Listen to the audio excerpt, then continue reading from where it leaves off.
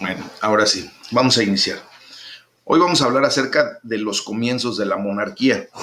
Recuerden que hasta este momento, pues Dios es el que había estado pues realmente reinando sobre el pueblo de Israel a través de sus siervos. Él había mandado específicamente, pues primero a los patriarcas, desde la constitución del sistema patriarcal que se llevaba en aquellos tiempos desde Abraham. Posteriormente viene la situación en donde pues hay la necesidad de jueces cuando es levantado Moisés y pues justamente por la condición de que estaba presentando de que él juzgaba a todo el pueblo, su suegro Jetro viene y le dice que levantara hombres dignos de confianza, que fueran íntegros, para que le ayudaran a juzgar al pueblo de Israel, porque pues si no, él se cansaría y después no tendría ya más que hacer. Y bueno, en aquel tiempo Moisés, pues obviamente guiado por el Espíritu Santo, levanta a esas personas y le ayudan. Posteriormente vemos cómo empieza una condición en donde el pueblo sigue siendo ya juzgado desde que llega al lugar, la tierra prometida, en donde pues Dios provee de jueces, como ya lo hemos estudiado, para que pudieran ser gobernados, estar tranquilos. Pero bueno, llega el momento en el que los mismos judíos empiezan a ver cómo las otras naciones tenían un rey y pues empiezan a estar ahí con esa condición de querer tener también un rey que saliera al frente de ellos en las batallas. Pero pues vamos a ver primero lo que sucede antes de que fuese esta condición. Se nos explica ahí en el capítulo 7, del versículo 2 al 17, cómo Samuel derrota a los filisteos y juzga al pueblo de Israel.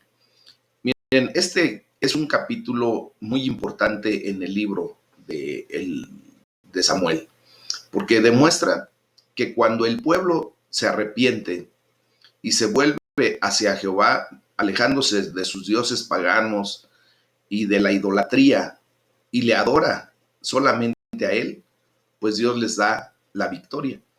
Recuerden que desgraciadamente el pueblo judío constantemente iba en pos o tras dioses ajenos, empezaba a mezclarse con los pueblos que estaban alrededor el territorio israelita y pues empezaban a tomar las costumbres de otras naciones.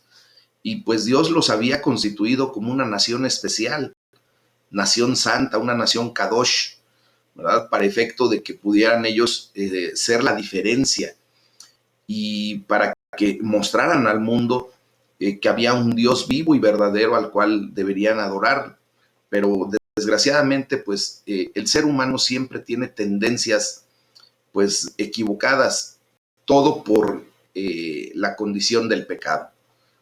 Cuando el pecado entró a la humanidad a través de la desobediencia, a través de la rebeldía, pues vemos cómo esto nos lleva a ser siempre, a tener conductas equivocadas, a hacer cosas que realmente no deberíamos hacer. Entonces, del versículo 2 al 4, Israel se arrepiente. Se nos narra cómo Israel viene delante de Dios, dice, y toda la casa de Israel se lamenta en pos de Jehová. O sea, se humilla delante de Dios, se arrepiente de la condición y pues sabemos que Dios en su amor, en su misericordia, pues siempre va a estar abriendo los brazos para recibir a su pueblo y sobre todo al pueblo elegido, ¿verdad? Al pueblo de Israel, ahora extensivamente para nosotros como pueblo adquirido. Pero bueno, ¿cuál es el mensaje que les da Samuel de parte de Dios al pueblo de Israel?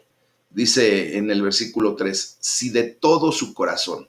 Esta es una frase, mis amados, que constantemente se maneja en el libro de Samuel, porque Dios nos pide y les estaba pidiendo en ese momento a los israelitas que de verdad fuera desde lo profundo de su corazón, con todo el corazón. Esa expresión yo creo que es muy completa si nosotros la observamos, ¿verdad? Cuando nosotros hacemos de corazón, de todo nuestro corazón las cosas, es algo excepcional.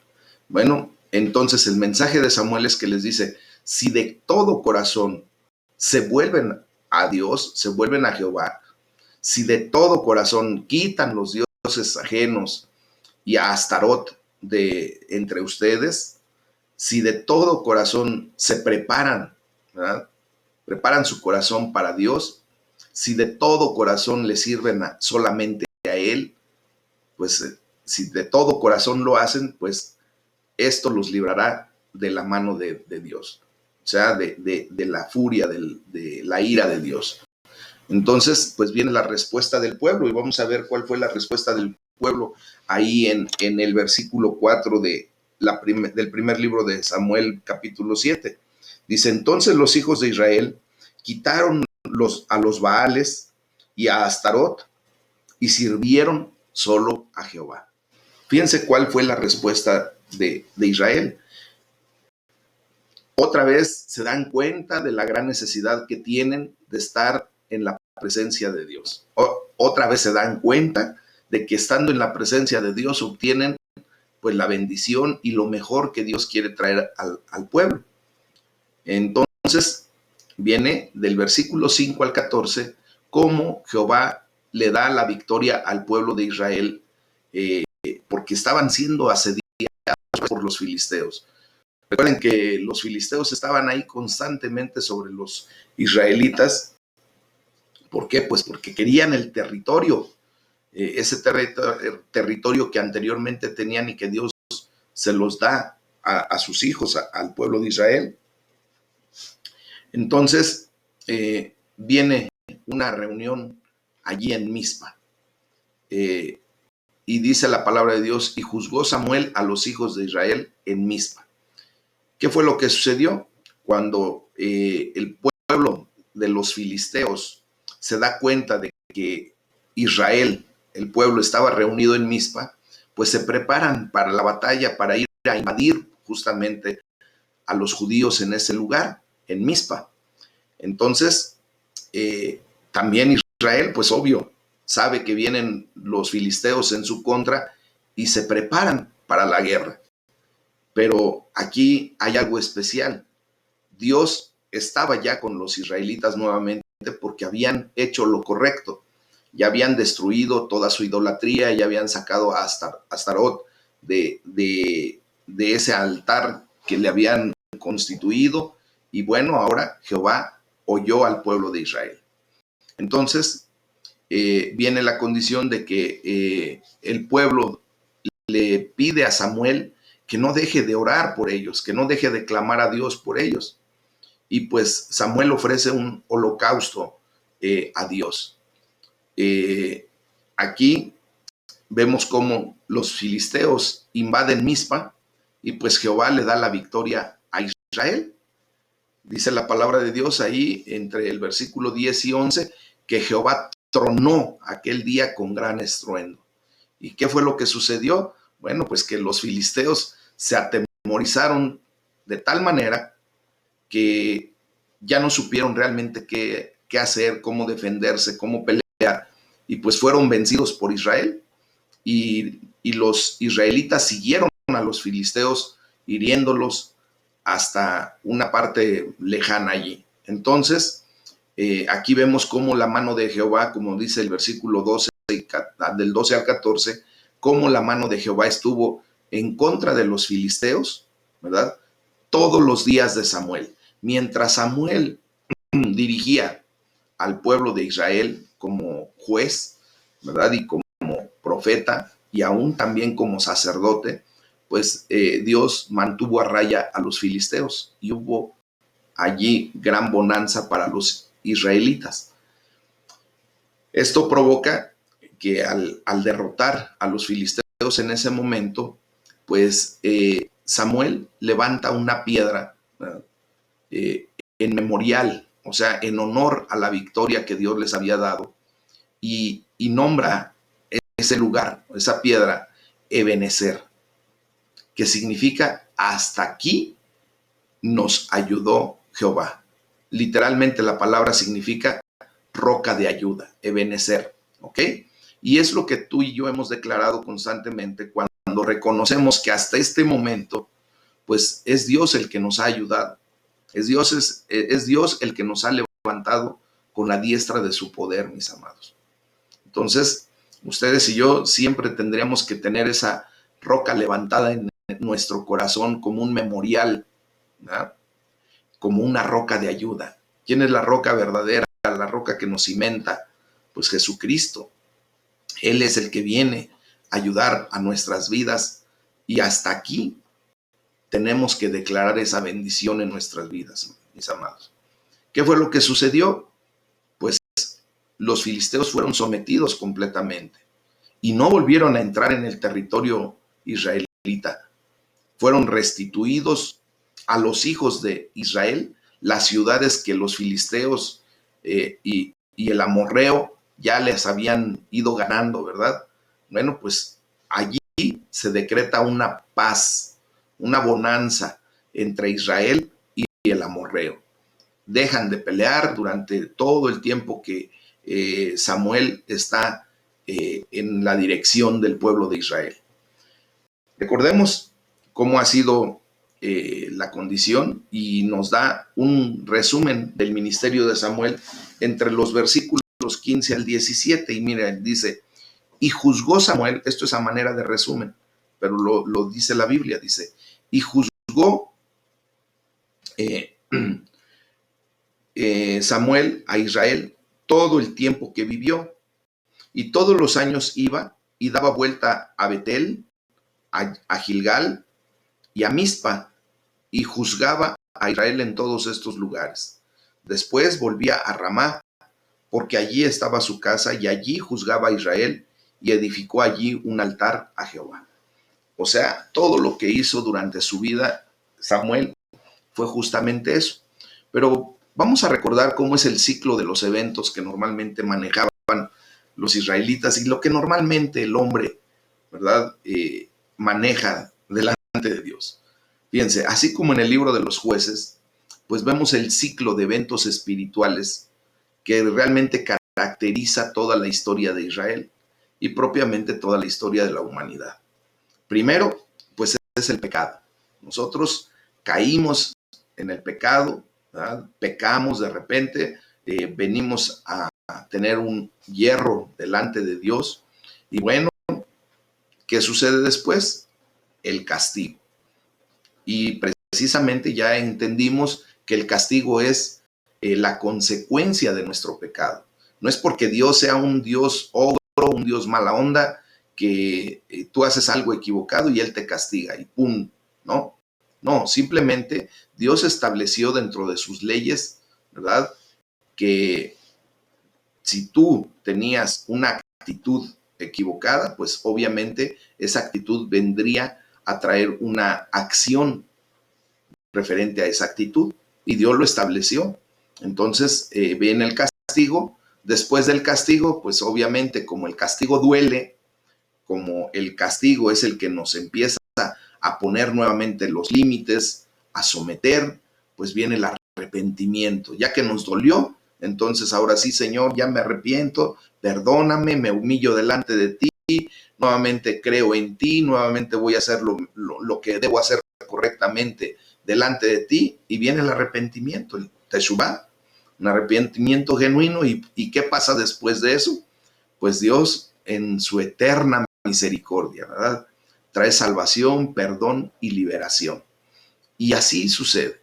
¿Qué pasa cuando ya Dios trae la salvación, el perdón y la liberación a nuestras vidas? Así como lo sucedía con el pueblo de Israel, otra vez se les olvidaba de repente. ¿Y qué pasaba? Volvían a pecar. Y otra vez el ciclo se repetía. ¿Cuántas veces ha sucedido en tu vida eso? Sé que muchas.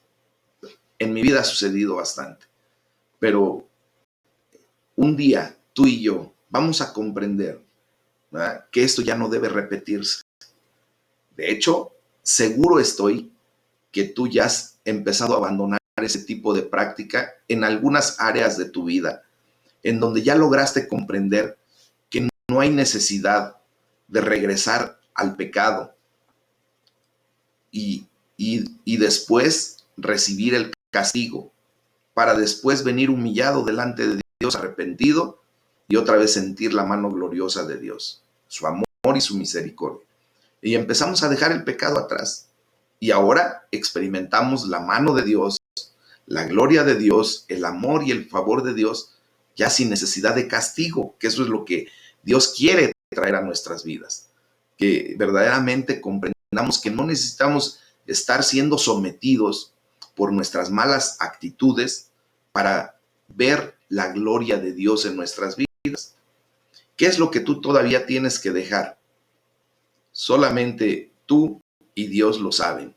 El Espíritu Santo te puede ayudar para hacerte memoria de lo que todavía sigues haciendo equivocadamente, si todavía sigues en una actitud de soberbia, de vanagloria, en una actitud en donde las cosas se hacen a tu manera y no a la manera de Dios, y cosas de esa naturaleza.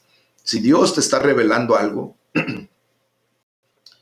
por favor, yo te invito a que pues no necesites que Dios te traiga a un castigo severo, a una condición en donde tengas que sufrir las consecuencias de tu extravío para volver a sentir el amor de Dios, la piedad y la misericordia de Dios. Aléjate ya de eso.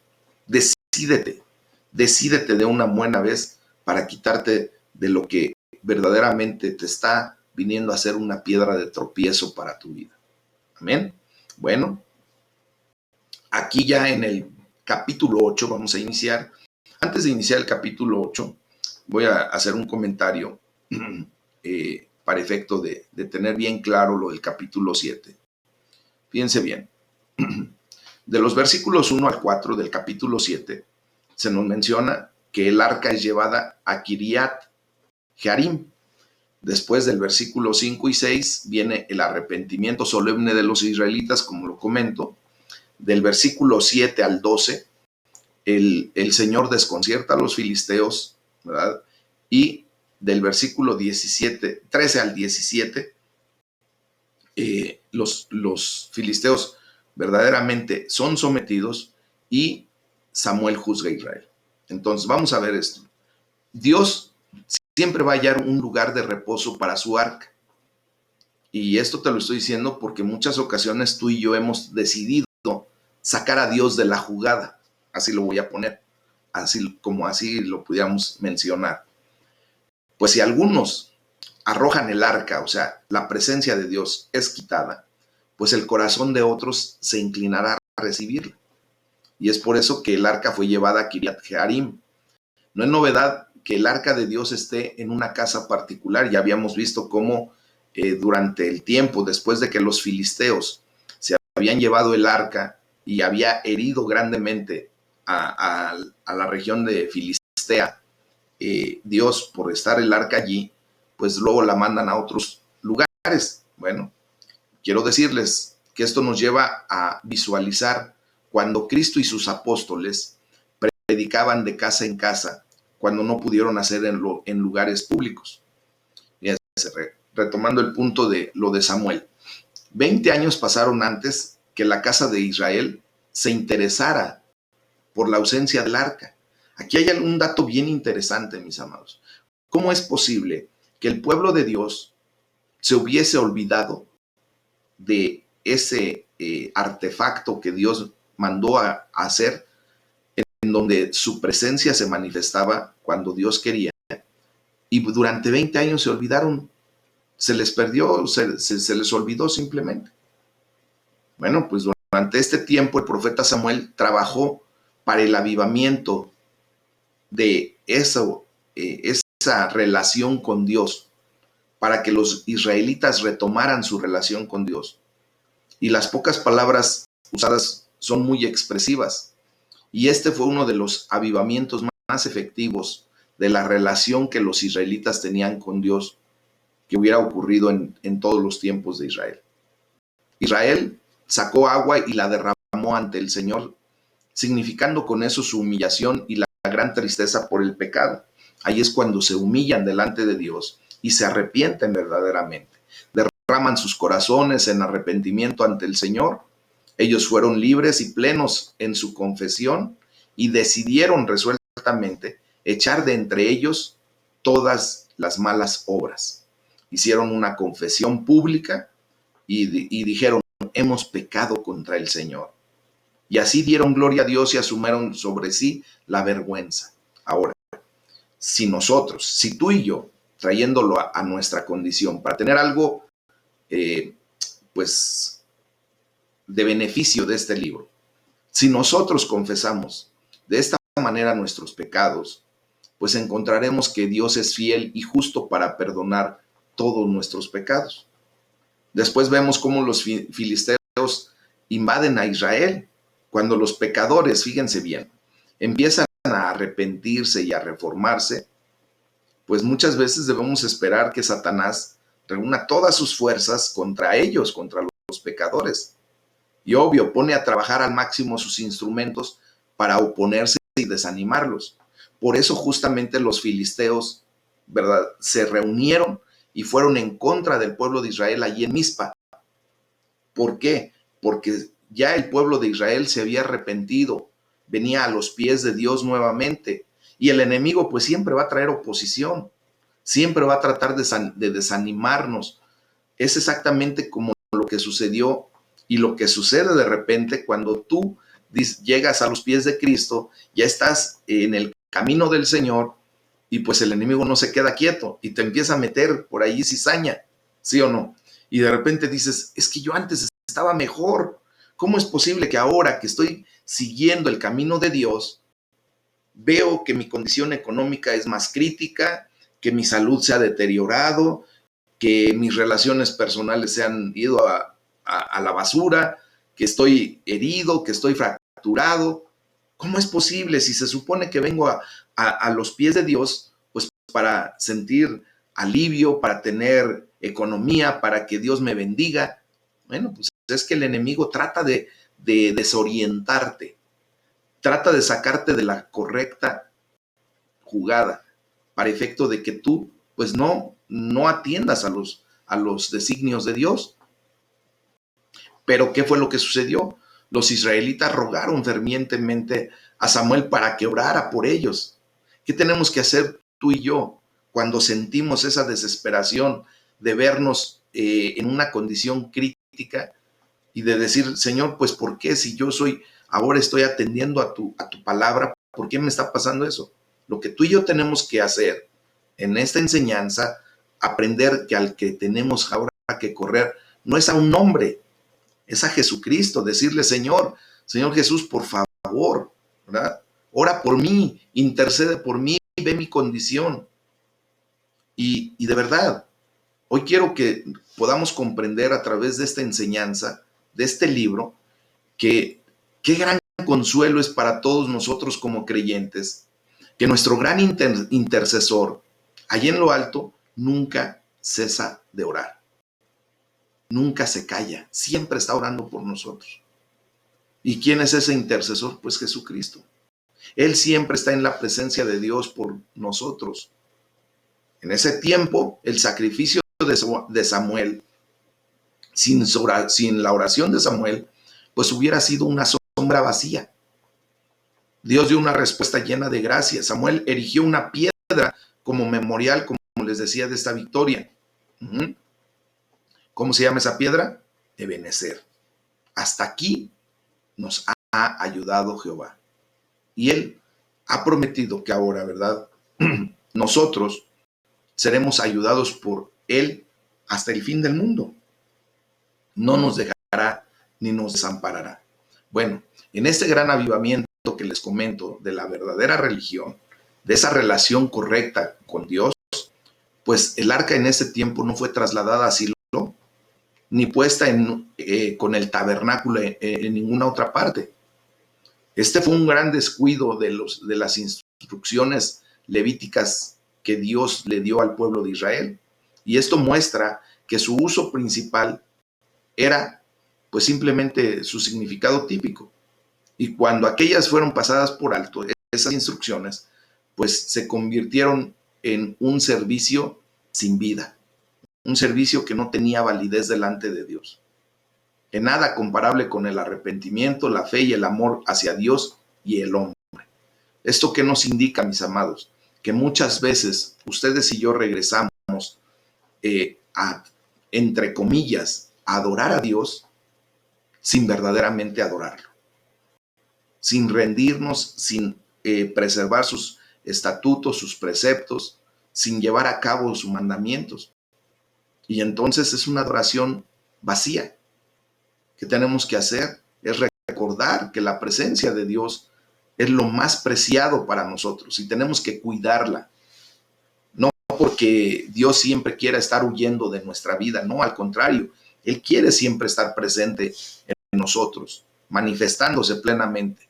Pero recuerden que nuestras actitudes equivocadas, pues lo que hacen es poner una barrera que nos impide a nosotros ver la presencia de Dios. No porque la presencia de Dios se aleje, sino nosotros mismos con ese tipo de actitudes, con la arrogancia, con la vanagloria, con la mentira,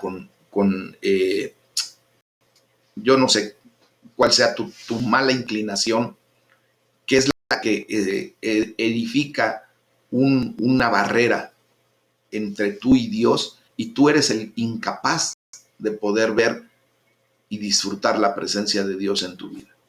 Amén. Tenemos que poner las cosas claras. Bueno, vamos a estudiar ahora el capítulo 8 del libro de Samuel, del versículo 1 al 22. Y aquí hay una advertencia de Samuel, porque el pueblo de Dios pide a un rey, por la condición de los derechos que tiene que tener un rey, ¿verdad? Una persona erigida por sobre todos los demás. Bueno, se nos narra cómo el pueblo de Israel pide a un rey, y pues Samuel pone a sus hijos por jueces en ese tiempo. Vamos a ver por qué Israel pide a un rey. Ya Samuel era grande de edad. Sus hijos técnicamente pues tenían que venir en sucesión pues a cumplir con las labores de su padre. Y Samuel pone a sus hijos por jueces. Pero fíjense, aquí hay algo bien curioso, mis amados. Nos vamos a dar cuenta de una gran realidad. Samuel, fíjense, fue un excelente profeta. Dios lo utilizó grandemente, fue un gran siervo de Dios. Samuel, ¿verdad? Fue nazario desde su nacimiento. Fue un gran profeta, después fue un gran sacerdote, y pues Dios lo constituye como un gran juez, pero del pueblo de Israel, y curiosamente de su casa como padre. Tristemente vemos que no tuvo una buena condición, no fue un buen padre, no enseñó correctamente a sus hijos. Y muchas veces yo he visto, curiosamente, ¿verdad?, que la iglesia de Jesucristo actualmente pues exige que los líderes, y la palabra de Dios así lo pide, ¿verdad?, que seamos buenos administradores de nuestro hogar, que verdaderamente primero tengamos bien nuestra casa y después poder dirigir a las demás personas. Pero vemos que somos hombres a final de cuentas. Samuel nos lo muestra en este punto. Fíjense, Samuel pone a sus hijos por jueces, léalo ahí entre el versículo 1 al 3 del primer libro de Samuel, capítulo 8, y dice la palabra de Dios que sus hijos no anduvieron por los caminos de su padre. De hecho, se volvieron tras la avaricia, dejándose sobornar y pervirtiendo el derecho, cuando Samuel seguramente no había hecho absolutamente nada de eso. Y vemos cómo la salvación, cómo el pecado es personal. ¿Verdad? Tenemos, sí, una línea de pecado que se llama iniquidad, es el pecado generacional, pero todos y cada uno de nosotros tenemos el derecho de romper con esa línea de pecado. Y todos y cada uno de nosotros tenemos el derecho de comportarnos correctamente delante de Dios, pero también todos, ¿verdad?, por el libre albedrío que Dios nos dio, pues también tienen la oportunidad de pecar y de hacer lo incorrecto, no andar por los caminos que se nos fueron trazados y posiblemente volvernos a la avaricia, al soborno, al cohecho, y pues eso ya es una situación personal. Entonces, ¿qué sucede? Bueno, pues como ya el pueblo de Israel se había dado cuenta, estaba observando, igual que los hijos de Elí, ¿se acuerdan? Y que vienen a decirle a el sacerdote Elí que sus hijos estaban haciendo de las suyas, pues nuevamente se juntan los ancianos para hablar con Samuel. Pero aquí Samuel toma una decisión, ¿verdad? Y vemos que a diferencia de Elí, pues Samuel hace algo diferente. ¿Qué fue lo que sucedió? Primero nos dan las observaciones de los ancianos, versículo 4 y 5. Y le dicen, tú has envejecido y tus hijos no andan en tus caminos. Entonces viene la petición de los ancianos de Israel. Obviamente ya habían hecho consenso con el pueblo y le dicen ahí en el versículo 5, constitúyenos un rey que nos juzgue. Entonces la reacción de Samuel, ¿cuál fue?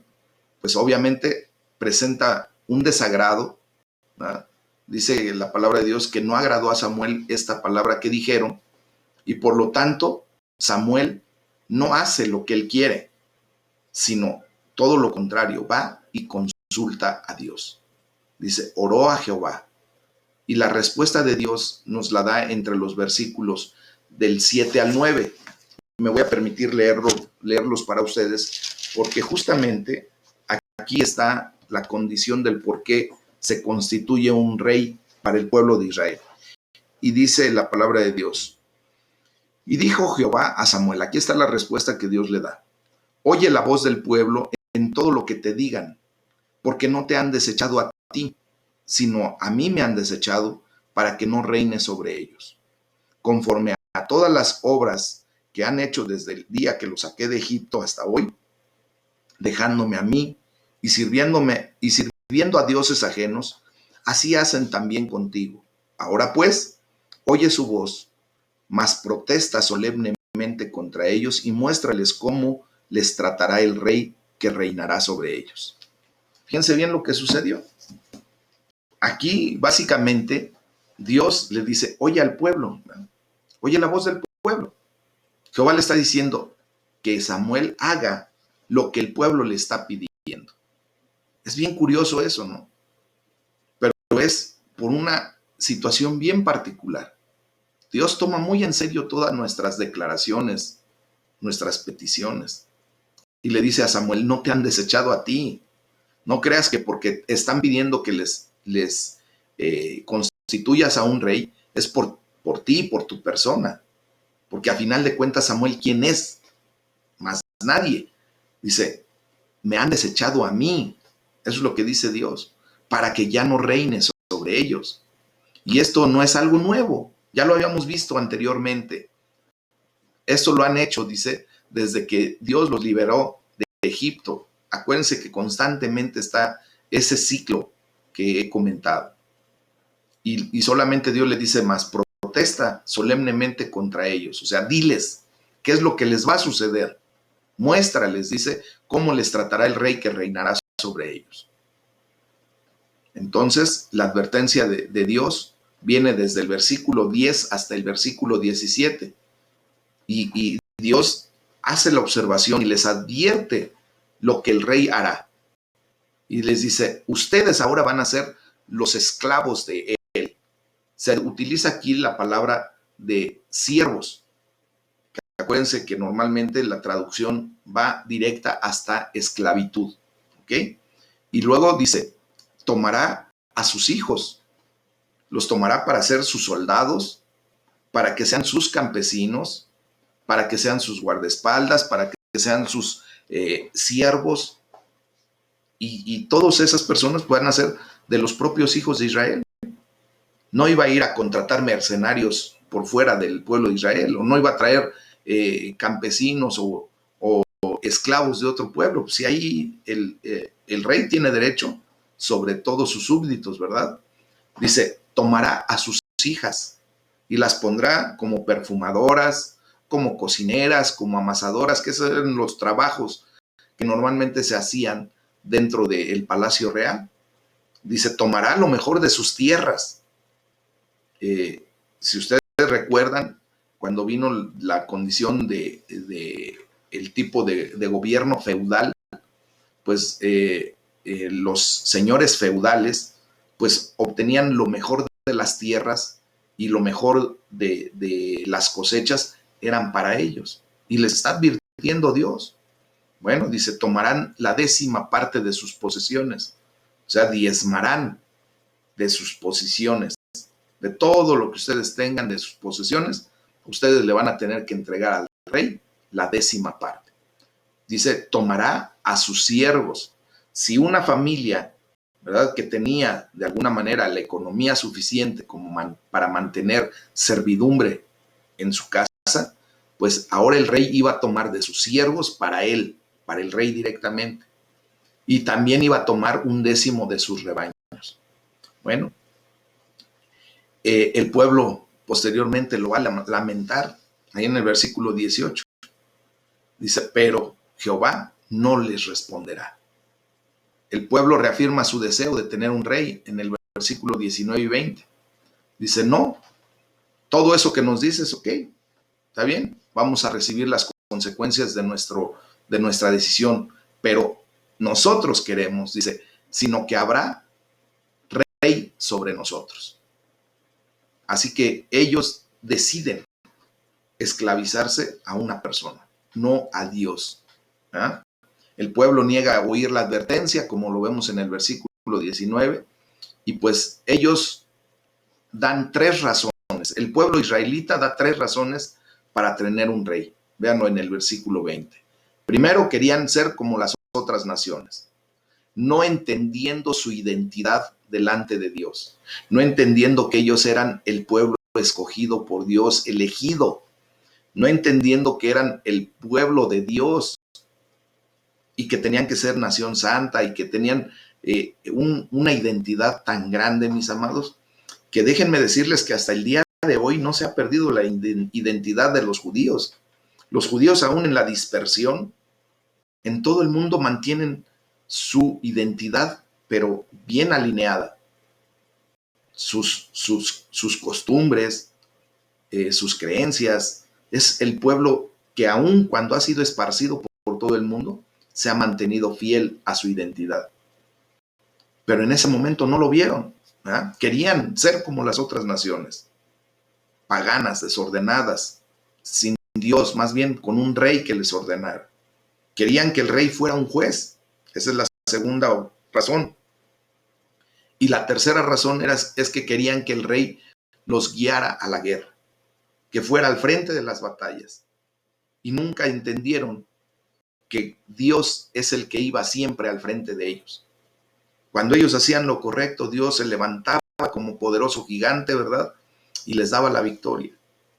Cuando no les daba la victoria era por las consecuencias que tenían que recibir por su extravío, por su mala conducta. Pero no lo vieron así. Entonces, fíjense bien, la verdad es que, como dice Oseas 1:7, técnicamente lo que dice es que los israelitas no confiaban en el Dios que no veían, en el Dios invisible. Y por eso habían rechazado a Jehová como su rey. Y la respuesta de Dios nos la narra entre el versículo 21 y 22. Le dice, oye su voz y pon rey sobre ellos. Entonces, aquí vemos pues cómo viene la condición de la perspectiva divina. Durante la vida de Moisés, fíjense bien, Dios le prometió a Israel un rey que reuniría ciertos requisitos. Eso lo vemos en Deuteronomio 17, desde el versículo 14 al 20. Esa era la perspectiva, esa es la perspectiva de cómo Dios ve las cosas. Después viene el mensaje de Jueces, todos los capítulos desde el 17 al 21 del libro de los Jueces, y este mensaje es que Israel necesita un rey. Y después Dios manda a Samuel a que le diera a Israel a su rey, pero con la condición que él mismo, o sea, lo elegiría. O sea, Dios iba a elegir al rey. ¿Cuáles son las lecciones de este capítulo 8 del primer libro de Samuel? Fíjense bien que las lecciones que podemos obtener de este libro es que aunque Samuel fue un gran líder espiritual, de hecho mucho mejor que el sacerdote Elí, no era un buen padre. No fue un buen padre. Otra lección que tenemos es que el hombre es capaz de dar razones lógicas, entre comillas, para oponerse a la voluntad de Dios. Esas 3 razones que dio el hombre para tener un rey, pues entre comillas son razones lógicas para el ser humano, pero no para la perspectiva de Dios. Otra lección que podemos tener es que siempre hay un gran atractivo para que el pueblo de Dios quiera, ¿verdad?, ser como las otras naciones.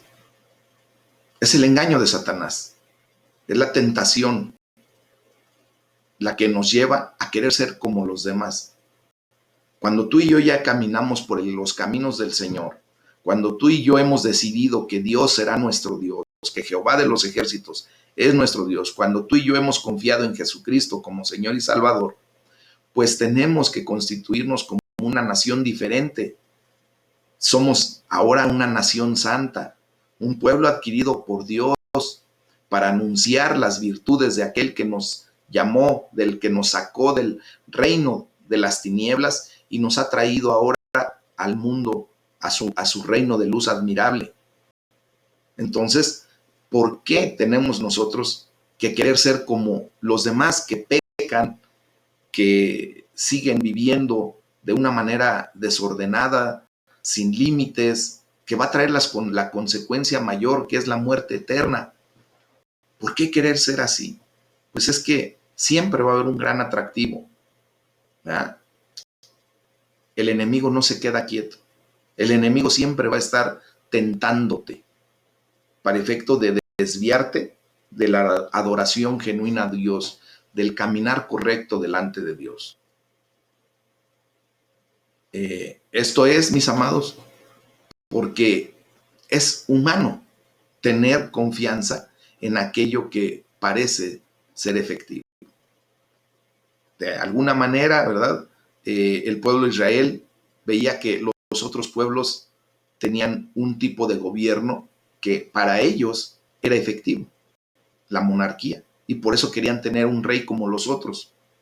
¿Por qué? Porque veían que el rey se levantaba, ¿verdad?, físicamente, iba delante de sus súbditos a la guerra, y pues eso era lo que el pueblo de Israel quería experimentar, no entendiendo que el Rey de Reyes, el Señor de Señores, iba delante de ellos en todo momento. Bueno, otra lección que tenemos de este capítulo es que Samuel no reacciona a las situaciones. Y esto nos tiene que quedar bien claro.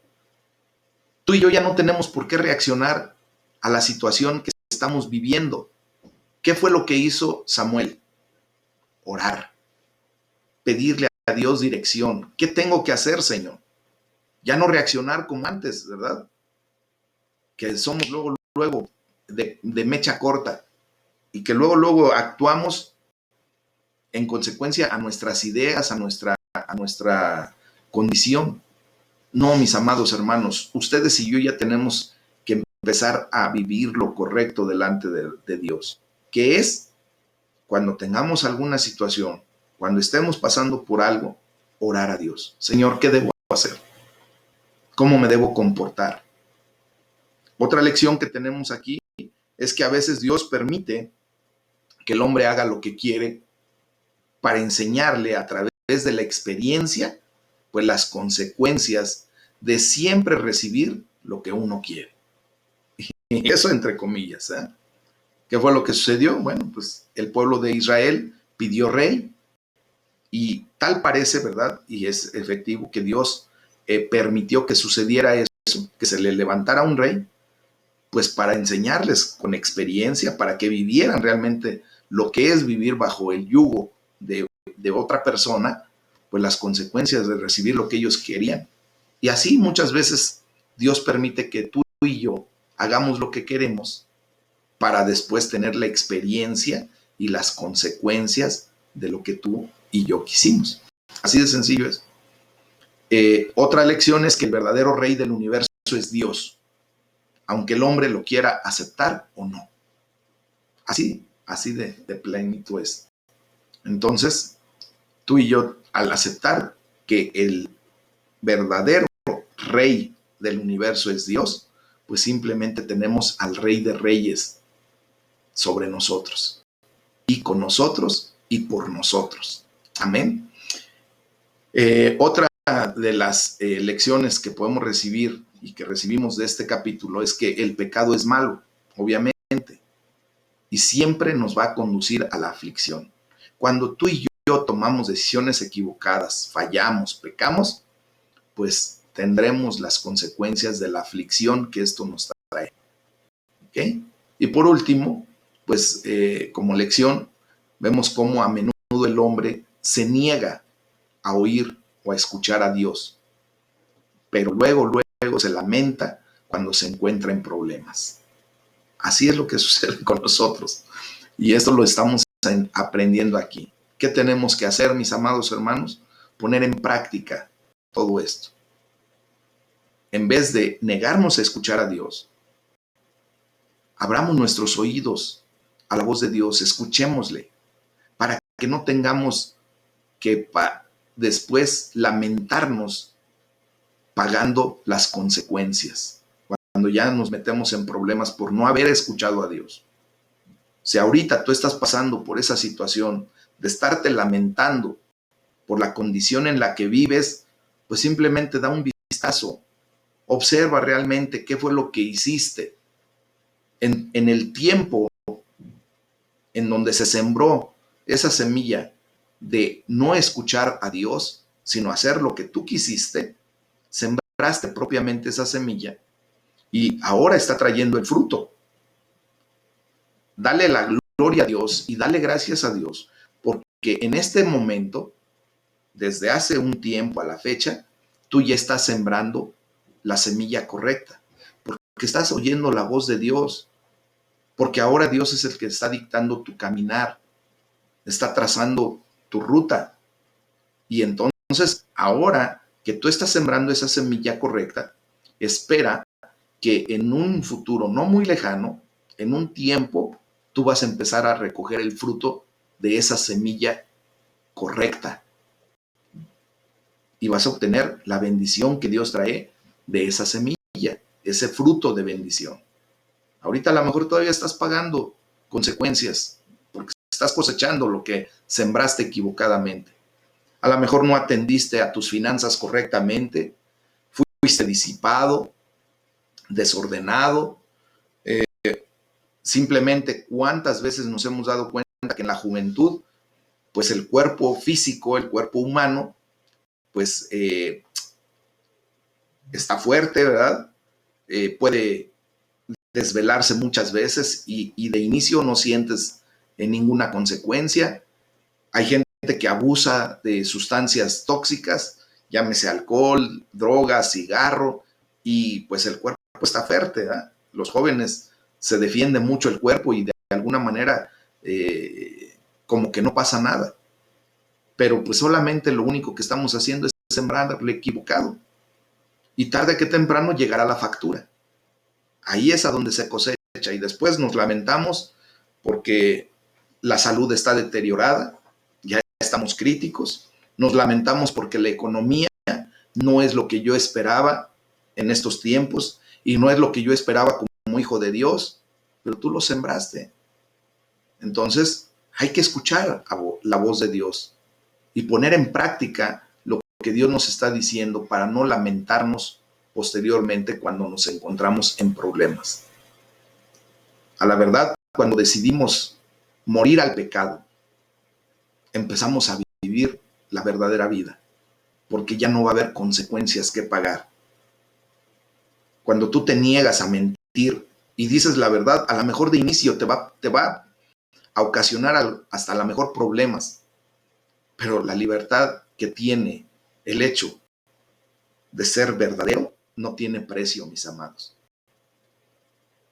Cuando empezamos a hacer lo correcto, a lo mejor de inicio tenemos que pagar las consecuencias porque veníamos haciendo lo equivocado.